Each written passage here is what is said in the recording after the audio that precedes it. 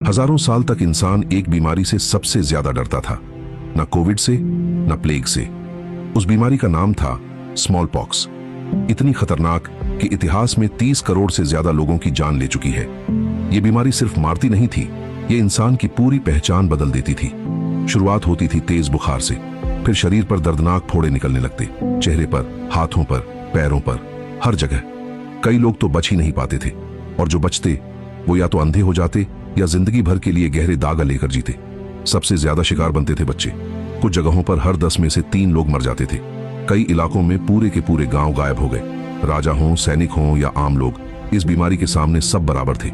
इलाज कुछ नहीं, दवा कुछ नहीं, बस डर और इंतजार। फिर 18वीं सदी में कहानी ने बड़ा मोड़ लिया। एक डॉक्टर थे, एडवर्ड जेनर। उन्होंने एक अजीब सी बात नोटिस की। जो लोग कॉपॉक्स नाम की एक हल्की बीमारी से गुजर चुके थे, उन्हें स्मॉल पॉक्स कभी नहीं होती थी। काउपॉक्स ज्यादा खतरनाक नहीं थी, थोड़ा बुखार, थोड़े फोड़े और फिर शरीर खुद ठीक हो जाता था। लेकिन स्मॉल पॉक्स वो जान ले लेती थी।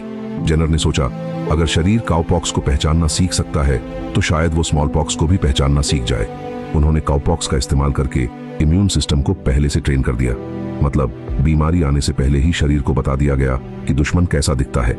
यहीं से पैदा हुआ दुनिया का पहला वैक्सीन। पहली बार इंसान बीमारी के पीछे भाग नहीं रहा था, बल्कि बीमारी को रोक रहा था। इसके बाद सालों तक पूरी दुनिया में वैक्सीनेशन फैला, और फिर 1980 में एक ऐतिहासिक घोषणा हुई, स्मॉल पॉक्स अब पूरी दुनिया से खत्म हो चुकी है। आज तक ये इकलौती इंसानी बीमारी है जिसे हम पूरी तरह मिटा पाए हैं। स्मॉल पॉक्स हमें 2 बातें याद दिलाती है।